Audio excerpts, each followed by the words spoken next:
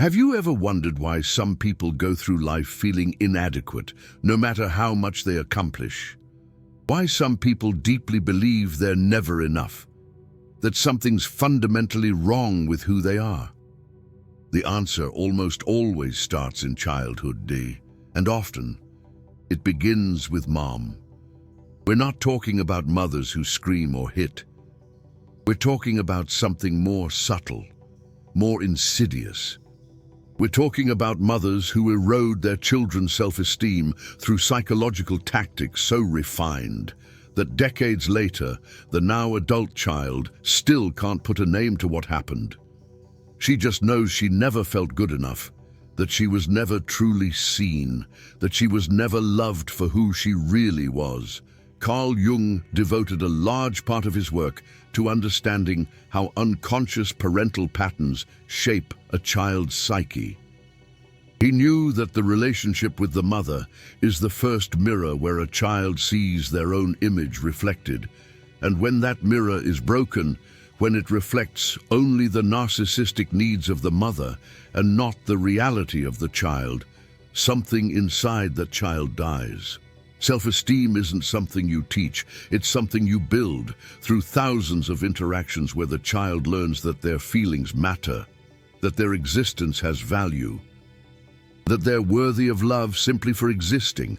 But when the mother is narcissistic, each of these interactions carries a different message, a message that, repeated over years, becomes the child's inner voice, the voice that says, "You're not enough. You need to be different. You only have value if you serve me." There are three main tactics that narcissistic mothers use to destroy their children's self-esteem. Three patterns that repeat themselves in narcissistic families around the world, regardless of culture or social class. And the cruelest thing is that these tactics are rarely conscious. The narcissistic mother doesn't wake up in the morning thinking about how she's going to destroy her child.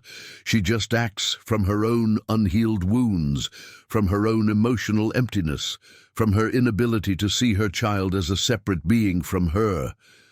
The first tactic is constant comparison. And it's the most common, the most normalized, the one that most people will immediately recognize. The child brings home a good grade from school.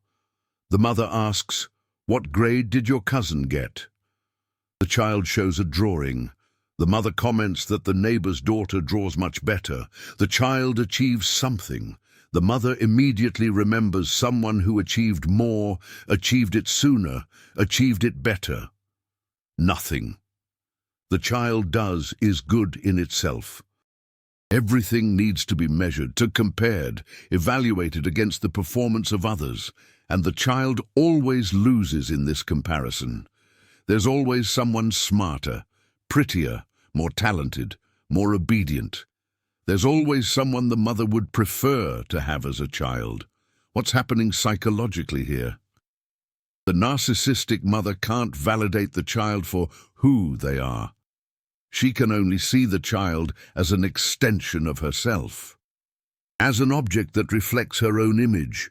And when the child doesn't meet the impossible standard that the mother projects, when they're not perfect enough to make the mother feel special, the mother feels it as a personal failure, a threat to her own ego, so she compares constantly. She uses other children as tools to communicate to the child that they're not enough, that they need to be like that other child, that they need to fundamentally change who they are to deserve approval. For the child, the impact is devastating.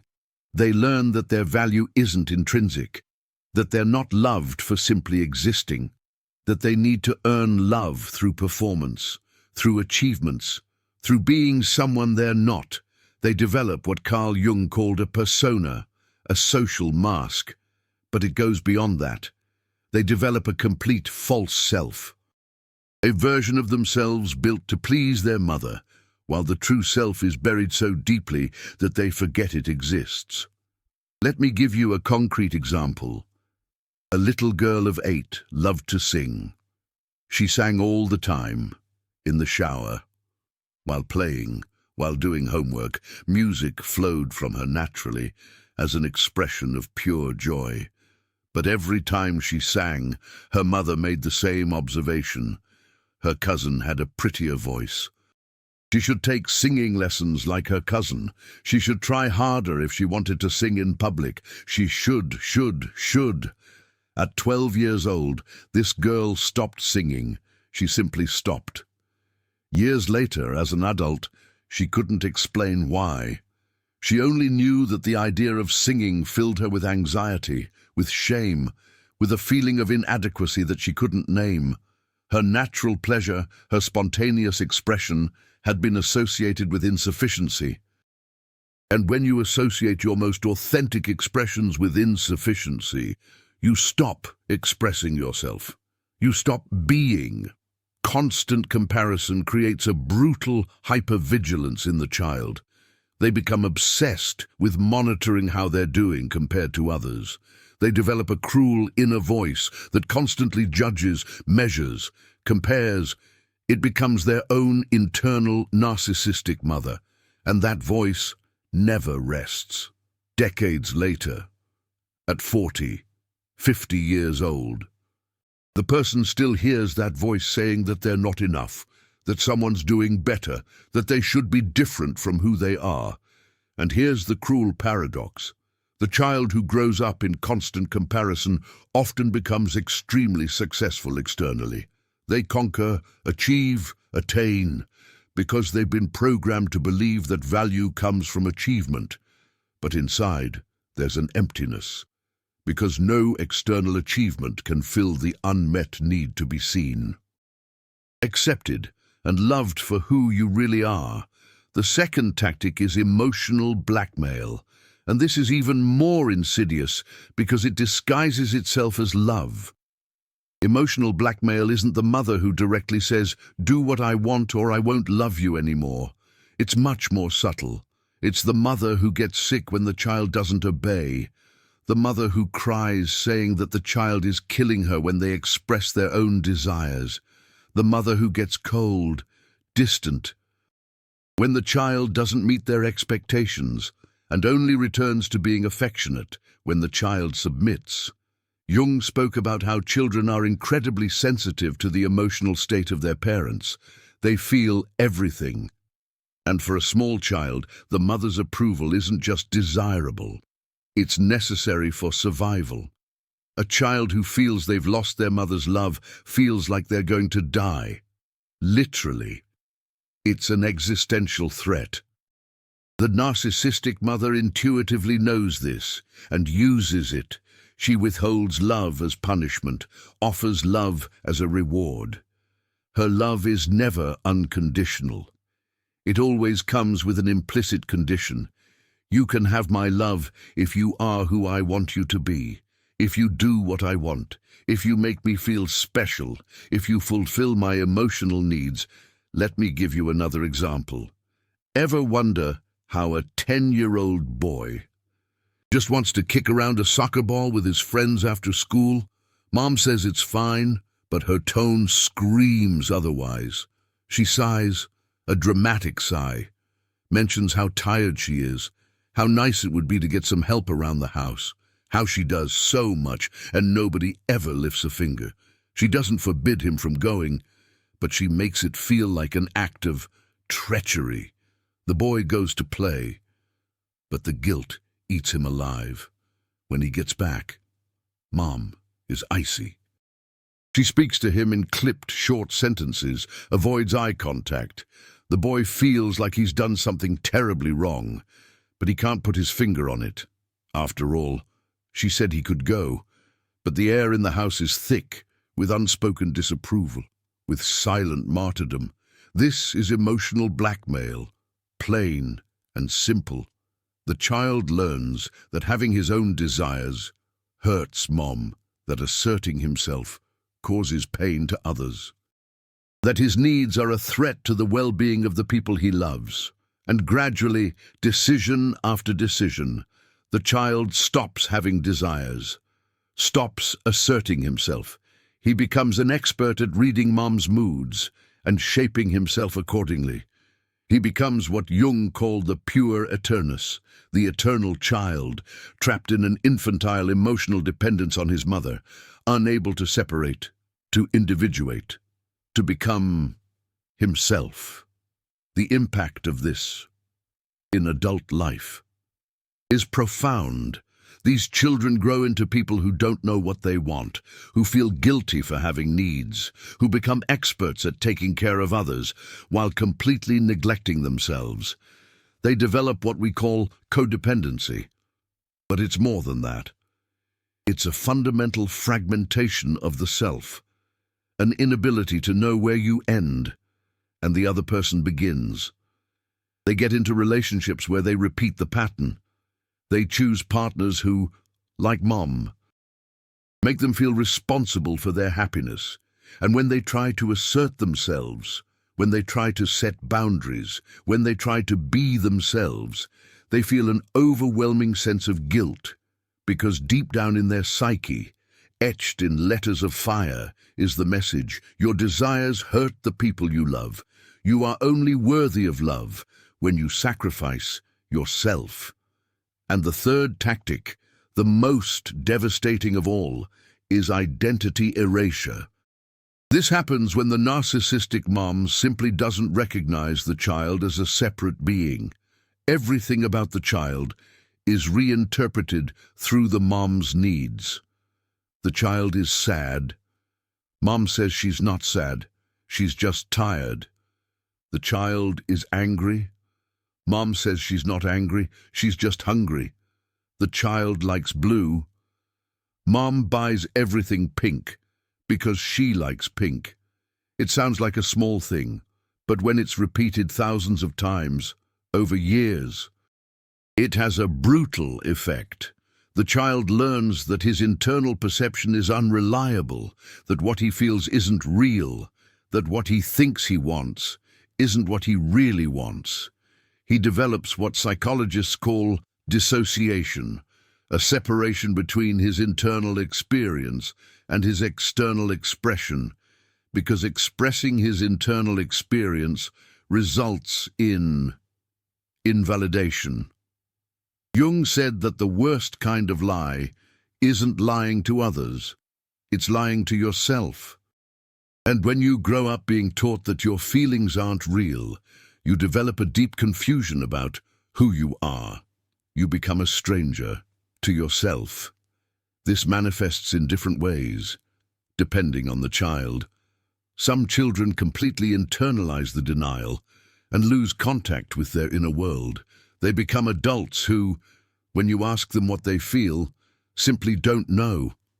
It's not that they don't want to say, it's that they genuinely don't have access to their own emotional experience. Other children develop what Jung called a complex, a split-off part of the psyche that contains all the rage, all the pain, all the truth that couldn't be expressed. This complex lives in the unconscious, influencing behavior in ways the person doesn't understand. He finds himself having disproportionate emotional outbursts, or developing unexplained physical symptoms, or sabotaging relationships without knowing why. Because when you deny a child's experience repeatedly, when you tell him that what he feels isn't real, you don't kill those feelings.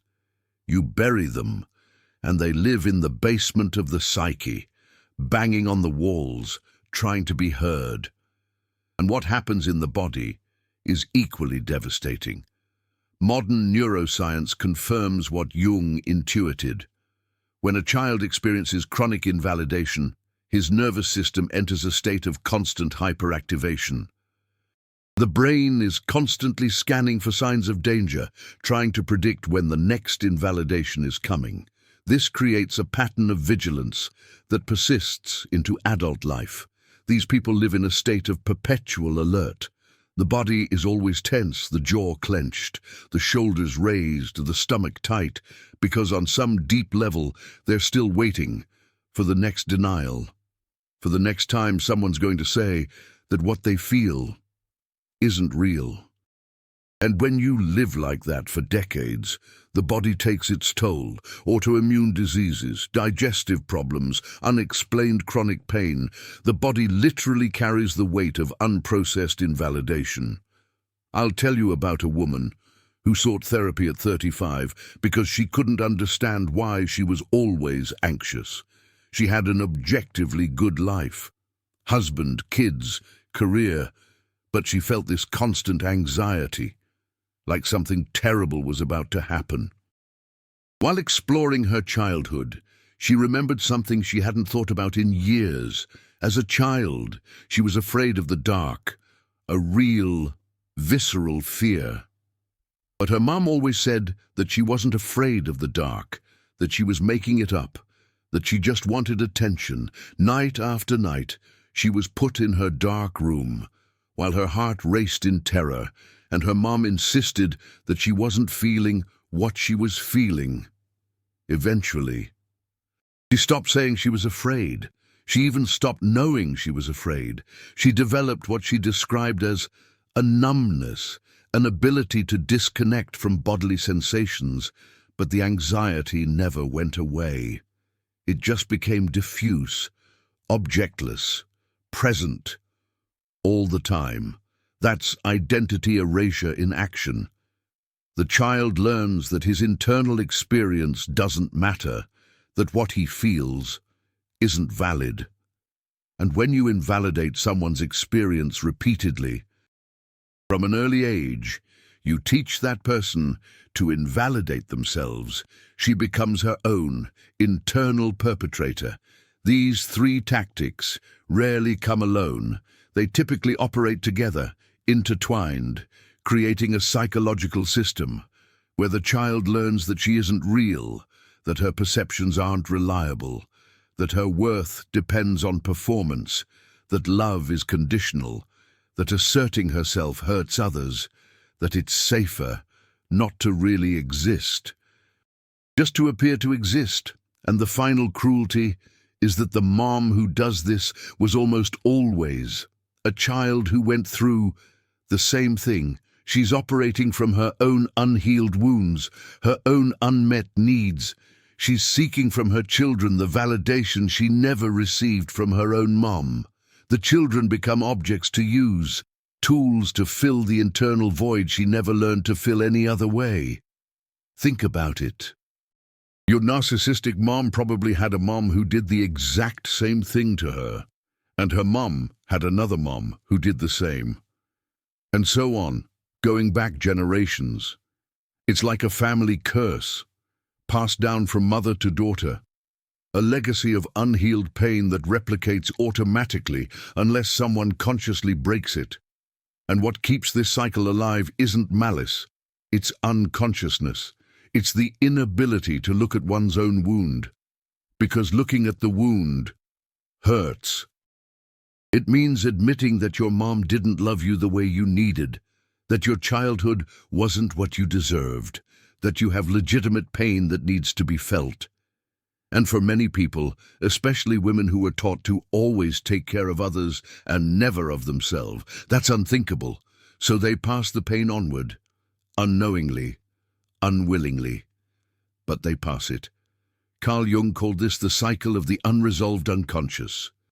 Patterns that pass from generation to generation until someone has the courage to stop and look, to name it, to feel the pain that was buried, to separate from the internal mother who still lives in the psyche, criticizing, comparing, invalidating. And here's the thing, when you heal yourself, you're not just healing yourself, you're breaking the chain.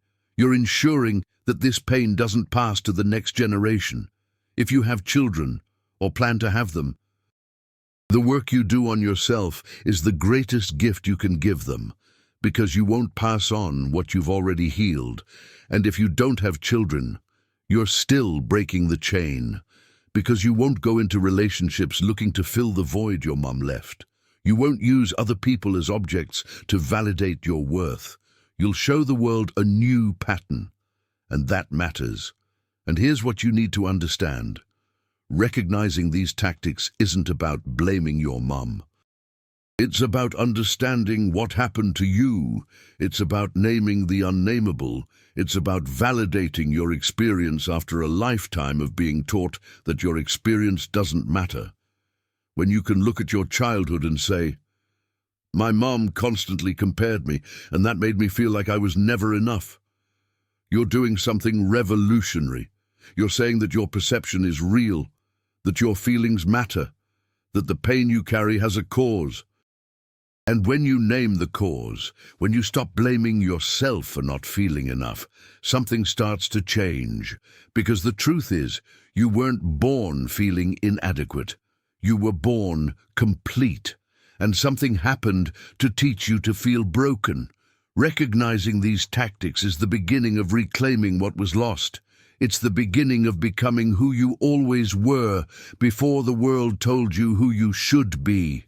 Now, if you've recognized these tactics in your own story, if something inside you tightened when hearing about constant comparison, emotional blackmail, or erasure of identity, you're not alone. Millions of people carry these wounds, and most carry them in silence, believing that the problem is with them, not with what was done to them. Carl Jung had a powerful phrase. He said, "Until you make the unconscious conscious, it will direct your life, and you will call it fate." What does that mean? It means that as long as you don't look at these patterns, as long as you don't name what happened, you'll keep repeating. You'll choose partners who treat you like your mum treated you. You'll put yourself in situations where you're never enough. You'll seek approval from people who will never give it, because that's what you know. That's what your nervous system recognizes as familiar. But when you make it conscious, when you can say, "I was programmed to believe that I'm not enough, but that's not the truth about who I am," you reclaim power. You stop living on autopilot, stop reacting from the wound, and start choosing from consciousness. I'll give you an example of what this looks like in practice. A client of mine, let's call her Ashley, grew up with a mum who used all three of these tactics. Constant comparison with her younger sister. Emotional blackmail whenever Ashley wanted something for herself. Complete erasure of her feelings and preferences. At 30 years old, Ashley was in a marriage where her husband did the exact same thing, compared her to other women, got sick whenever she wanted time for herself, told her that her feelings weren't real, that she was making up problems. For 5 years, Ashley tried to be better, tried to be enough, lost herself completely, trying to fit what he wanted, and felt crazy because, objectively, she saw that something was wrong, but emotionally, it was so familiar that it seemed normal. It seemed like love. It was only when Ashley started working on her story with her mom, when she started to see the patterns, that she could name what was happening in her marriage. And when you name it, when you see clearly, you can't unsee it. She realized that she wasn't married to a partner. She was married to a male version of her mom, and was repeating her childhood, trying to finally be good enough to earn unconditional love from someone fundamentally incapable of giving it. This isn't about blaming the mom or blaming the husband. It's about seeing the truth, and the truth liberates. Ashley eventually left the marriage, but more importantly than that, she left the pattern. She stopped seeking approval from people incapable of giving it, stopped comparing herself, started trusting her own perception. That's the work. It's not easy, it's not quick, but it's possible. So, how do you start to heal from these 3 tactics? How do you rebuild self-esteem that was systematically destroyed since childhood? First, you stop expecting your mum to validate your suffering. This is crucial. Many people get stuck trying to make their mum understand, admit, apologize. And while they wait for that, they keep giving their mum power over their healing. The truth is that narcissistic mums rarely can recognize what they did, because recognizing would require them to face their own pain, their own wound, and they built an entire personality to avoid doing exactly that. So you need to validate yourself. You need to say, yes, this happened. Yes, it was wrong. Yes, it hurt me. And you don't need permission from your mom to feel that. Your experience is valid regardless of whether she acknowledges it or not. Second, you start to separate your mom's voice from your own voice. When that inner critic pipes up, telling you that you're not enough, do you ever stop and ask yourself, whose voice is that really? So often, you'll realize it's your mom's voice. And when you recognize that, you can start interacting with it differently. You can say, that's not my truth. That's her wound being projected onto me. Third, you learn to reparent yourself. This means giving yourself what your mom couldn't give: validation, acceptance, unconditional love. At first, it's going to feel weird. It's going to feel like you're faking it. But over time, you create new neural circuits. You teach your nervous system that it's safe to be yourself, that you can have needs, that your feelings are real and valid. Fourth, you establish boundaries with your mom, if she's still in your life. With other people who repeat those patterns, boundaries aren't about punishing anyone. They're about protecting yourself. They're about saying, I no longer accept being treated this way. And then following through with that, even when the guilt comes. Because the guilt will come. You've been programmed to feel guilty for asserting yourself, but guilt is just a feeling. It's not the truth. And fifth, you find witnesses to your pain. This could be a therapist, could be a support group, could be friends who understand, could be online communities of survivors of parental narcissism. The important thing is that you don't stay alone with it, because isolation keeps the shame alive. And when you share your story, and someone says, I believe you, this happened, it wasn't your fault, something inside you starts to heal. Carl Jung used to say that healing doesn't come from resolving problems, it comes from overcoming them. And you overcome them, not by trying to make the wound disappear, but by developing a different relationship with it. You learn to carry your story without letting it define you. You learn that you are more than your wound, more than your past, more than what was done to you, the child inside you who was never enough, who was compared, manipulated, erased. She's waiting for you to finally see her, that you validate her pain, that you say, it wasn't your fault, you were always enough. The problem was never you. That is the healing. It doesn't come from outside, it comes from within. It comes from the moment you stop seeking from others the validation that you can give to yourself. It comes from when you become the father or the mother that you needed to have. And here's the thing about self-esteem. It doesn't come from achievements. It doesn't come from being perfect. It doesn't come from finally being good enough. It comes from accepting that you are human, flawed, imperfect, and completely worthy of love, exactly as you are. Narcissistic mums destroy self-esteem, teaching that love is conditional, that worth needs to be earned, that you need to be different than you are to deserve to exist. The healing is unlearning all of that. It's returning to the truth that you knew before the programming began. The truth that you are enough, simply by existing. If you're watching this and something resonated, if you saw your story mirrored in these words, share it in the comments. Which of these 3 tactics have you experienced the most? Which of these stories touched you? Your story matters. Your pain matters. And sharing is part of the healing.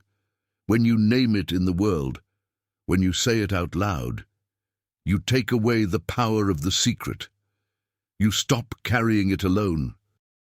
And if you want to understand more deeply how childhood patterns shape who you become, subscribe to the channel. Here we explore the shadows that Jung talked about, the unconscious patterns that drive our lives, and how to make them conscious, so that you can finally be free. Remember, you weren't born broken. You were born whole. And inside you, beneath all the layers of programming, all the critical voices, all the pain, there still exists that whole child, waiting to be seen, to be validated, to be loved, and the person who can give that to her is you.